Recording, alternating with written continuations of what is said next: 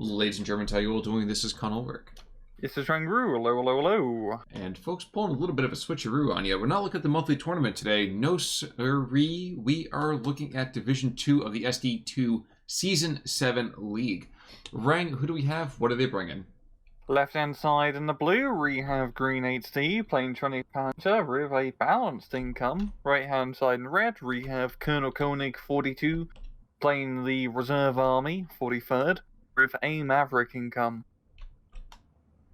So, looking over here really at the initial breakout, we are seeing kind of the initial usual, let's throw people as quickly as we can into that town. And I'm going to say this is not going to go very well.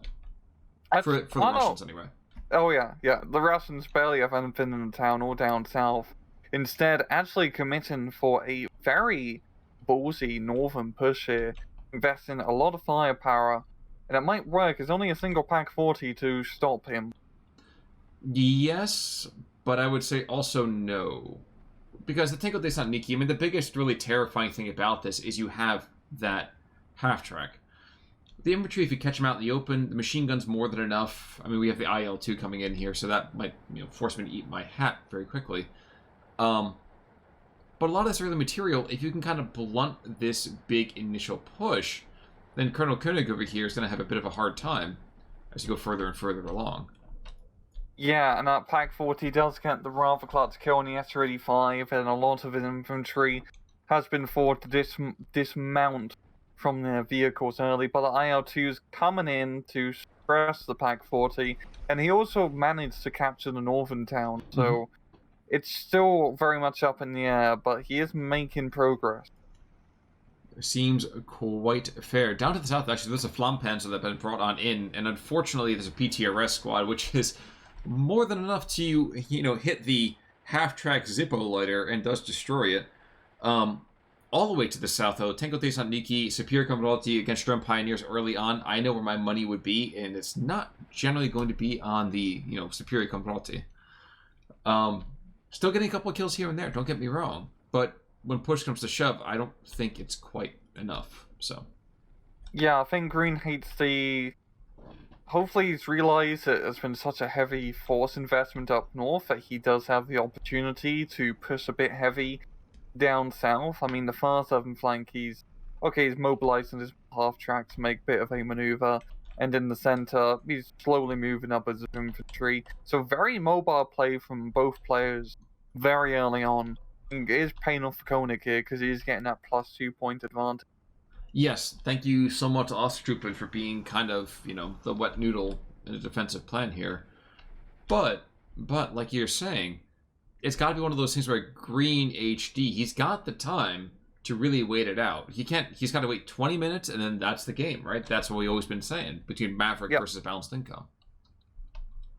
Yep, it's just trying to survive, to be in a decent position by C phase. At his current rate, you don't want to be losing by a +2. He can afford to lose by a +1 for the majority of A and B phase. So it's just about, for him, probably for trying to push heavy down south to try and capture the enemy flags, or retaking his northern flag.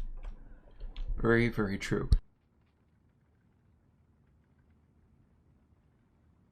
So, in the meantime, though, Pak 40, he's going to go down to the Tango de Saloniki, but he has been able to, again, hold that line for long enough to be nerve-wracking.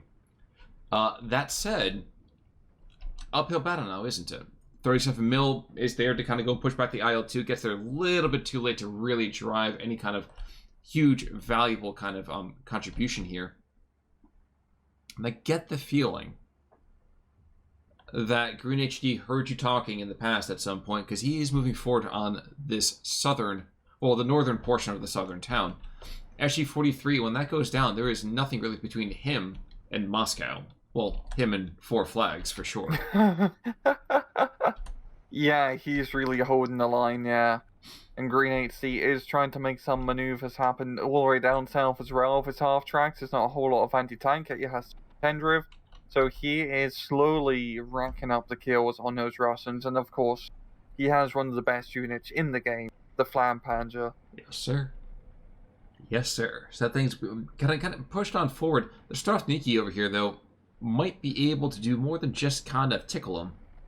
The big issue here is whether or not the Flampanzer can stop, no, well, not get hit by the Strafniki. Strafniki can only hit that one 251/1, and probably will do so rather effectively here. Yeah, it's just a micro mismanagement, because he needs to get the other half track into play to actually start burning those Strafnikis up. Oh, but he's going to be burning that machine gun, and they probably risk they've never been spotted. That would certainly be my kind of, I think, wish at that given point. It was a 16-8. It's back to a 15-9 yet again. And while there's a T-34 Razvedka that might be able to keep people at arm's length from that town, I'm trying to think about where the heck this attack can continue to develop over here for the Soviets. Well, northern, there's no Germans. Southern, there's no Russians. So, And center, there's no nothing, really. yeah. Apart from some Russians. But very few. It's just a little bit to capture that one flag on the slope of the hill. Yes. Yes, very true. Yeah. P3L is going to probably go down for the T-34 scout over here. And there he goes. Half track in the meantime, with a very, very valuable Pioneer, goes down in northern town. I'm fascinated by this Flampanzer that's taking back a flag or two by himself. Yeah, he's actually doing really well for himself. Which is quite surprising, because Flampanzers are usually dead by now. Yes. They burn very brightly, especially when the fuel goes off. Yep, I would say they shine bright like a diamond, but they more like explode like a Zippo, so... Mm-hmm. But yeah, it's very interesting how this match has developed between the yin and yang, between north and south. I mean, at this point, ColKoenig does have a really good defensive position up north. It's going to be hard for Green HD to make his way back in there. But at the same time, down south, Green HD hasn't fully managed to entrench himself to the southern flank. But he is slowly making progress, and ColKoenig realizes this, and is trying to counterattack with some forces of his own. I don't know exactly what forces those might be. Yeah, he's got a KV-1 here. Yes, he has a T-34. But until they come around the hillside, they might as well be, to quote my long-departed grandfather, tits on a bull. Now, the inclusion of all these IL-2s, that seems a little bit more terrifying. So at that point, a lot of these anti-air positions can get suppressed. They can get pushed back. Mm-hmm. And indeed, we'll see one of the 20 mils is going to get probably strafed to death here. There we go. Irony of ironies. Yeah, being killed by the thing it was designed to destroy. Now, quick to the north. I'm trying to see that Pack 40 was trying to... Oh, maybe go for the SG-43. Okay. Yeah. Yeah, it's just that northern position, especially if Oz trooping to get pinned down so quickly, it's going to be very hard to actually make any progress. He just needs more fire support, and that's what he's doing. He's bringing in that grill, and that grill is to definitely be able to grill up some ration. Meanwhile, to the south, T-34 is probably going to get eyes on this Flampanzer if the Flampanzer is not careful. P-Shrek, in the meantime, though, still a teensy bit out of range for that 250, which could be just, finger looking good over here on either one of them. The Tango Desantniki, if that finds a P-Shrek first, that actually might be a shockingly important kill. Yeah, this tanker is going to come in quite clutch and knock out the P-Shrek. I think he's just going to try and clear his forest and then go up and over the top, so to speak, to try and retake that southern flag. Up and over the top? The World War I replay was on Tuesday, folks. But P-Grun's going to get pounded by the Tango Desantniki and their, Molotov cocktails of death. Loader knocked out from a Flampanzer. I'm not entirely sure what he's actually loading. That's a good point. Because it's still just like a fuel tank. Yep, that's exactly what it is. Yeah. It does go down, and, that grill, like you said, 15 rounds, not a whole lot going on there. But no, it's really kicking off here down to the south as the T-34s, the KV-1s, engaging and taking out a lot of the half-track support for this P-Grun, so back to a 15-9. So, Green HD, not really a player we know as really being caught in the back foot very often. He's very much on the back foot here. Yeah, he hasn't been able to capitalize down south just as well compared to ColKoenig has meant to capitalize up north. Hero Koenig just Ju-87? has- Oh! Not a bad pickup here, and he's not gonna have to face any anti-aircraft fire, so... But you need to evac, here we go. And while we weren't turning our heads down to the kind of like that northern portion of the southern town, continues to be grinding on forwards. P3Ls moving in, allowing some very, very cross, bank supportive fire here. And if nothing else, I would argue that town could very easily go into German hands here. Yeah, this is actually quite a good development here for Green HD. If he just clears off, the few Soviet infantry left in that town, that's going to be 1-2 flags under his control. And he has a pretty good opportunity to attack up north. We're just looking at Koenig's position up north. There's not a whole lot more he can really push. You're not going to get that flag by the crossroads. That's just out of the crash.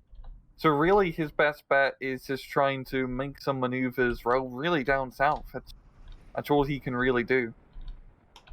Meanwhile, down south, the Boita T-34 takes out its counterpart, the KV-1, and flags are slowly bleeding over here into Green's pocket. I would say flags are turning green, but it's kind of I guess this is the colorblind version of that. Flags are turning much more blue. Mm-hmm. Yeah, but once again, Koenig, he's managing to keep on that pressure of that +2, and if he keeps it on at this rate, he'll pretty much win by B phase, which is perfect, end of B, perfect for him. Indeed. Yeah, and it's just about, controlling that far southern flag. He doesn't need to get into the town fully in the far south. He just needs to hold that small little ridge line, but, Panzer Grenadiers going to push up and push that over to the German hand. Well, the funny thing about that flag is you have to be on top of that hill, which means you either have to have a ridiculous amount of fire support immediately, or you have to have a ridiculous amount of flesh to toss into the enemy fire. And right now, he doesn't really have either one of those. Yeah, Koenig is actually investing quite a bit up north here. Yeah, he's trying to go for like this central position. I think he's going to try and get along that town, along the slope of the hill, and maybe try to push that one flag on the crossroad. Well, P3L went down to that southern portion. I'm trying to just think about sightlines there for a second. Yeah. There's another P3L moving in. Ooh, Ju-87 going in. And northern push. Pioneers and half-tracks backing them up. Trying to go for the 1-2-2. Oh, this is an extremely optimistic. Oh no, wait, whoa. It's no anti-air. The 85 mil didn't really engage. Oh, it's because it's behind the hill. The beautiful thing about anti-air is that the air is a nice open area to shoot at. But hey, I mean, if that's how that's going to work, that's how it's going to work. LA-7 is going to come in and probably finish off the Ju-87. No, it gets hit by ground fire. Okay. Yeah. But killing the Su-122 point rise isn't a valuable trade, but it's a good opportunity cost, right? Yeah, because it does allow us Pioneers, even though it took him some pretty heavy casualties to continue his push. He did get one into the far northern town. I don't think he's going to be able to completely clear it, but at least it's a foothold. Absolutely, and these Pioneer SVTs are going to get just absolutely shredded, and not like they're going to hit the gym, after they do their laundry. But these guys are getting pounded by SG-43s, and indeed even superior Karatis, the Su-85 from a billion miles away. I wouldn't want to be those guys any day of the week. Yeah, just being caught out in the open, zero cover on that far northern flank. It is a brutal time to be an infantryman. And we're seeing the fire support, mortar being brought on up. And in the southern center town, Green HC is trying to make that killing blow on that small little Soviet pocket. I would say he's got it. He's going to take some damn fine losses to do it. But, actually, I wanted to see what was going to happen here between these P3M, P3L, and really this kind of Russian incursion force. The Flammpanzer is still there, so it's quite fascinating to see how this is going to work out. Because how often do you get to see fighting inside that particular town? It doesn't happen. Yeah, especially a push like this. He's usually just pretty even Stevens, and it's just a fight over the far southern town. IO4 is going to take out this off map without even getting off a round. Ugh, that's going to hurt. Oh no, how about that? No. Lucky off map.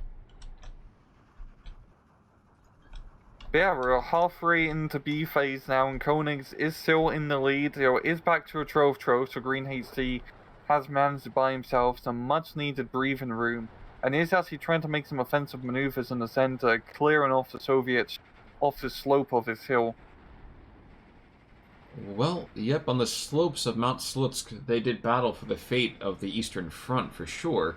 These Flampanzer, man, that guy was just, like, hidden there. That was like some horror villain movie stuff right there. It was like, they're engaging, and strike! Now he's gonna die here, but that was cool nonetheless, I'm not gonna lie. Yeah, I'm just happy to see the Flampanzer actually do its thing, and not just get blown up. Well, it does get blown up immediately after it does its thing, but at least it gets to do its thing for a little bit.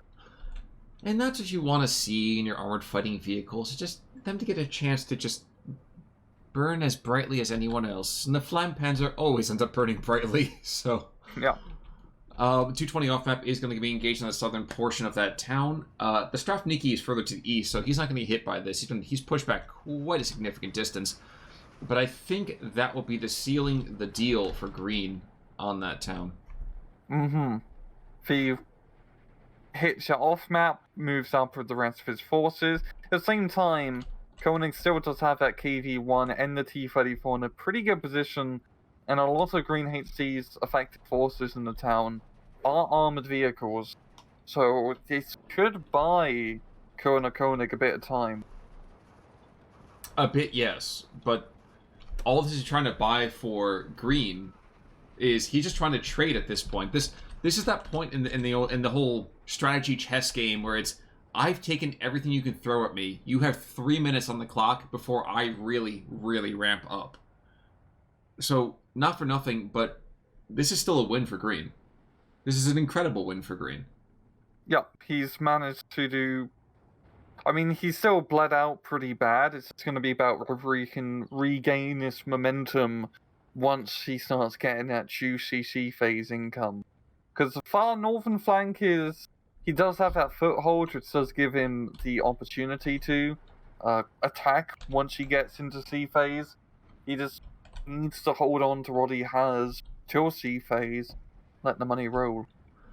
In the meantime, Scout T-34 goes down that northern part of the southern town. We gotta find Town B. We're gonna call it North B, okay? Okay. The southern town of the northern forest, like it doesn't, it's ridiculous. Town north of the river, town south of the river, there you go. Now, in the meantime, there's a T-34-85 that is engaging some of the armored fighting vehicles and has taken out a P-4. Martyr, in the meantime, engaging very effectively. Pac-43 engaging. P-3 engaging. So, the 43rd Reserve Army has a hefty amount of very, very heavy tanks. Why haven't we seen quite as many of them, I guess is my question. I think it's just trying to get the cheaper tanks out, like SU-85s, just so he can have more numbers, especially for aggressive operations. But I understand why he's investing in them now, because he really is only going to have the opportunity to reasonably buy them while he has his Gucci B phase income. So True. You might as well bring up both IS-2s while you can in a single tick. And True. You're definitely going to need it, especially up north. That can be a real game changer in the open field fight. That's going to be hard to kill for 20th Panzer. Well, that's out there, Pac-43s. Nothing. And they still have 2 more Ju-87s to donate, so... Yeah. There's options. There's always an option. IL-4 actually might go down before it gets his bomb load off. No, he gets a bomb load, but he's probably going to pay for it. Oh no, BF-109 goes down! Did the... No, Did the 85 mil kill it? I think it was, because the LA-7 was nowhere close to it. Okay.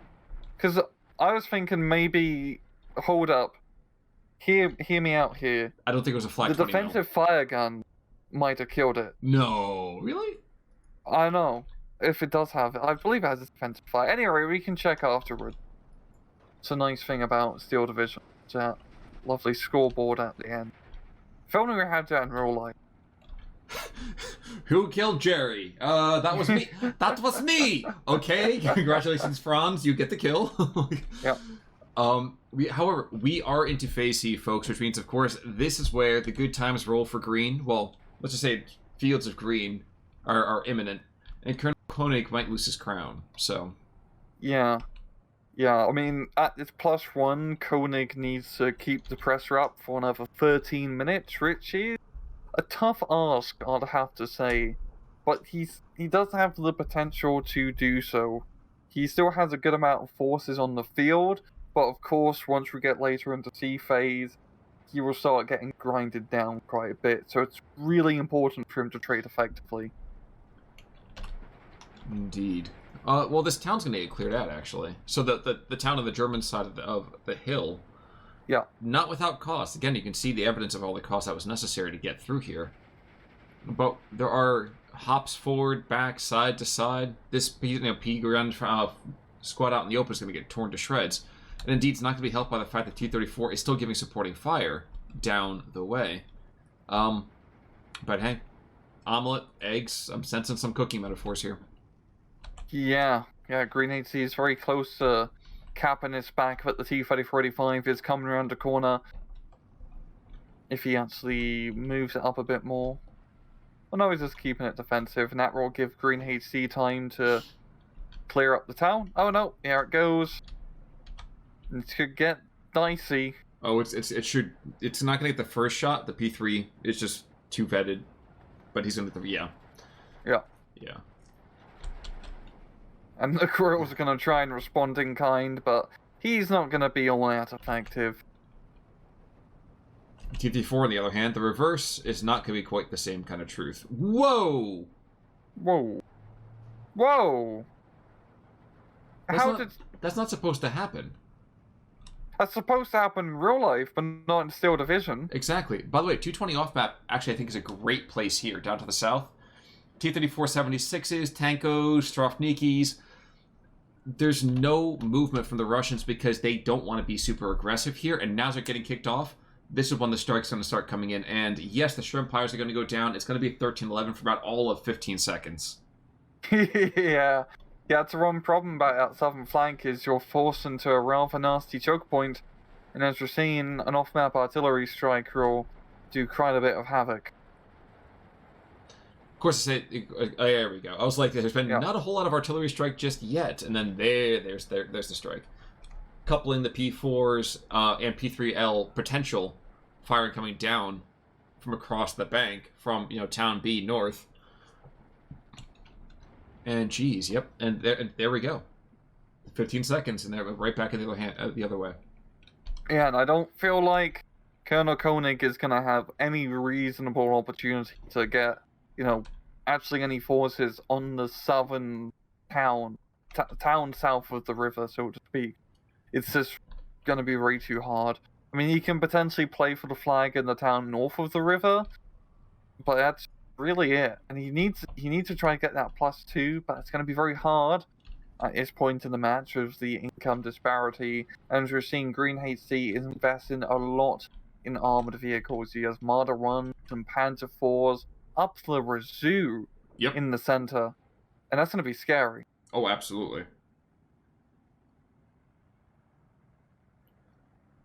Absolutely. And indeed, we're seeing another 4 or 5 squads of P-Grunts being brought on in, and that's just kind of a constant attack at this point. Now we're going to see P-Grunts and Pioneers going up to the edge of that hillside. Su-85 will be able to engage them, of course, at some point, which will be causing him more than a bit of a hassle. But who cares? Congratulations, you're going to use cannons to kill mosquitoes. Yeah, and Green HC doesn't really even need to push that much down south. He just needs to hold on to that hill. It's very hard to actually get the flag by the bridge. You really have to overextend yourself, and you have terrible cover and you're selling to the river. So he just needs to hold the hill. And he doesn't even really need to use the hill for fire support, which you usually need to do in a standard match, because he has the town north of the river under his control. Yeah, Jesus. 3 different P4s all engaging that poor squad of Strofnikis. Yeah, that was Stuart levels of fire suppression on the infantry. Yeah. But Koenig is still getting that very slow +1, but time is not on his side right now. this Green HC has a whole lot of armored forces, and they are armored. It's a lot of armor. Some of it not very armored, but it's armor nonetheless. Down south. Oh, jeez. I do like this constant kind of overflight, this constant recon maneuvers that have been utilized by these IL-2KRs. Mm-hmm. But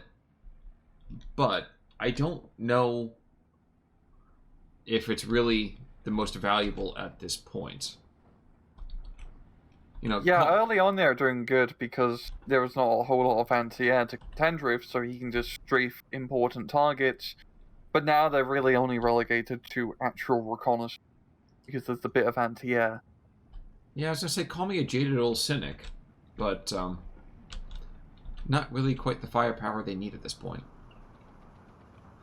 I will say that town on German town side west here has held up surprisingly well from the Soviet side of things. I haven't expected that, but I guess that's what you're going to get when you have all of those DPs and the PTRDs and heck, even the Mod Deuce over here in the back of that M3A1. Yeah, it doesn't have a whole lot in the town itself, but just by having the support and fire from the hill is enough to deter Green HC from trying to continue that push.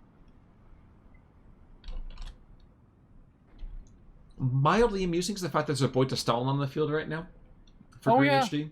I don't think it's going to be a Stalin on Stalin match, but regardless, kind of amusing to see nonetheless. You know what? I think he actually is going to overextend for these southern flags. If you see right now, he's got three squads and a T-34 extending for the Strafniki behind that town, North Town B. Oh yeah. He's trying to push a bit up into the middle as well. So he's trying to make plays somewhere. I mean, he needs to. He only has 7 minutes left. Absolutely. Which isn't... I say it's a decent amount of time, but he does need to capture 2 flags. So he kind of... Things are starting to get a little bit dicey here for Green. Yes. Yes, very much so. And that bombs coming in has certainly not helped matters. No, not at all. At all. However, we've seen more Panzergrenadiers. The knife fight over here in that forest, that's gone the way of the Germans, which is kind of surprising, considering how many of these things are light-skinned vehicles. Strafniki not giving in anytime soon, which is fine, but they're pinned down, and that's the important part, really, more than anything. Yeah, there's some devastating losses that have been happening on both sides. Issue is, as strong as the 43rd Reserve can get with some of those heavy tanks, there's still not a lot of them. And a lot of infantry is still way more important than this. Yeah, and a lot of our tanks aren't, like, great long-range anti-tank at this point. I mean, IS-2 and T-3045s are good, but they're just not Panzer IV levels. Panzer IV is just a very cost-effective long-range tank. Same thing with Armada. And as we're seeing, Green HC's managed to bring out much more of them compared to the opposite regards to T-3045. Thing is, like you keep saying, 8 minutes is not a long time, and we're down to 5.5 now. Yeah. Yeah, Koenig might be able to pull this off. I mean, it's a 13-11. He needs to not lose any more flags. But he's just looking at the front line. He has a pretty good defensive position on the majority of the other flags, apart from the run slap bang in the center. That's also just kind of an odd flag to attack to begin with. Yes, very much so. Getting tons of overflights, and indeed we actually have three airplanes at a time engaging these poor pioneers inside that church. Or rather, excuse me, inside that farmhouse there. Which, yeah, not really an enjoyable place to be there. No. But more peak runs, and more peak runs, and more peak runs, and more Flak 37 mils. I mean, just more and more junk. They came 2 by 2 onto the battle space, and I don't know what can really be done by Koenig to kind of pull back this tide. Just needs to hold until relieved at this point. It's just all about the holding game. He does have 2 45 mils and a machine gun in the central position. And honestly, those 45 mils might come in pretty clutch here. Well, if the machine guns go down, that actually would be enough, because those 45 mils, they can kill the tanks, yeah, sure. I will say that their HE is underwhelming, to put it mildly. Yeah. And one goes down already. Enough fire support here from Green HC with all his Panzers to not have to worry about measly things such as anti-tank gun. Well, the funny thing is you have enough tank. The Martyrs are engaging too, so yeah, this middle has just been ruptured completely. Yeah, this is a perfect push here from Green HD, because there's nothing at all to really stop this. It's an odd location to attack, but by attacking here, he's gonna be able to kind of surround Koenig's forces, holding the slope hill near the bloody town, trying to... Oh, so too many towns on this map, it gets rather confusing. Told you, like I said, town west, correct? Town west. There we go. But yeah, it's an effective. I mean, he's using Panzer Grenadiers and half-tracks to, get them to the front line quickly and preferably safely. This could be the killing blow. It could be. It certainly could be. SU-152 is not trying to do the whole same kind of grill thing that's been happening before. I don't know how many rounds he's going to get off necessarily. The important thing here is that P. Grant gets over to the forest, and he does. He's still going to continue to take dreadful losses, that's for darn sure. And you can see right now, the LA-7s flying desperate strafing runs again and again and again. I don't know. It's getting really, really close here. Because now the southern town B North, has been lost. Yeah, he's managed to regain that one flag here, and as 3.5 minutes, he's also trying to push a little bit in far southern flank. Yeah, I think that might be a little bit of an overreach at one T-34. Oh, the T-34's gun down south is already jammed, so... Yep. There's a Pac 40 moving in the other direction, though, too. So again, we have these weird kind of halfway moments where I sincerely don't know what the heck is going to be happening. Yeah, the boy to Stalin's actually pushing up as well, but he is taking some rather unkind fire from the 85mm. And we're seeing Green HD also just bringing a whole heap of infantry. He's just trying to attack everywhere at this point. Just try and, get that one flag. He just needs a single flag. Well, I guess he can kind of afford to hold Trove, but you don't want to be sitting on the knife edge for so long. No, not even remotely. But 12-12, like you said, the question is, where does he try to extend? We have T-34s being rushed in, T-34-85, Superior Rocks. Scratch defense is all that exists anymore. But as the attacker, as Green, where do you go? Yeah, it's kind of tough. He's actually very close to retaking the far northern flag. We had just a game of long-range artillery. I believe the boy to Stalin did go down, so that's quite a big loss of firepower here from Green HD. That's honestly, Koenig might be able to pull it through. He certainly might. Pac 40 trying to engage anything it can get its dirty little mitts on. Doesn't quite kill an SU-152 just yet. We get the shot off just before he gets engaged. He does. Oh, 15-9. Central flag has been taken.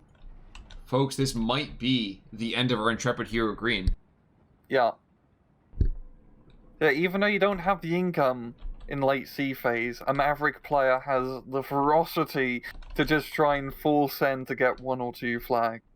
Well, and isn't that the kind of the fascinating thing about this, is that this runs counter to all kind of economic thought, really. Yeah. Yeah, but I think Koenig has just been able to trade somewhat effectively, and he's got really good defensive positions along the map, which has been making it hard for Green HD to fully attack. Like, the far northern flank is really well defended. The central position has been somewhat well defended. It's been kind of a weak point in Koenig's line. But it's just, he can afford to, bleed a little bit, because he has such a good defense up north. He's actually attacking up north. That's how well his defense is working. I think one of the biggest things, I'm going to toss us all on those poor kind of conscripts. Osttruppen opening really, really hurt Green in the north. Yes, I know there was a hyper investment from what we usually kind of see from the North versus the South and the Soviets. But Osttruppen are not made to sit on the front lines. I'm sorry. Yeah. No, that was a very effective. That Northern push at start was. It didn't win him the match by itself, but it definitely set the pace of the match going forward. Yes. Because as you saw, it's a very risky maneuver because it's right into enemy territory, and there's a lot of open ground between you and the enemy. But if you manage to get set up shop, as you see, it's very hard to dislocate. I mean, Green HC in the end of B phase was starting to push a bit up north, but Koenig managed to saunter that push and regain the north. Very, very true. So I'm just taking a quick look over here at kills. I'm seeing T-30 485 pick up 3-pack of P4s. There was that 85 mil that's got two ground kills, an air kill. So shockingly enough, and I think one thing we kind of very much overshadowed was some of those Strafniki. Those guys are still quite scary. Terrifying with the weapons loadout. Yeah, Strafniki officers are not to be trifled with. Heck, even the T-30-45s have been doing pretty decent, which is nice to see. Actually trading quite effectively with the Panzers.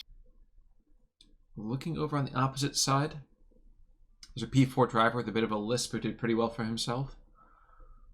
And other than that, I mean, I will say I really did enjoy the push of those Martyr 1s there at the end. That was one of those things I was not expecting to kind of utilize to really be seen as a attacking vehicle, but it looked rather fascinating, I will say. Yeah. But any final thoughts, sir? No, just a fantastic match. Very, very true. Folks, we hope you enjoyed that as well as we have. As always, leave your thoughts, dreams, wishes down below. But until next time, I'm ColKoenig. I'm Rangaroo. Take it easy.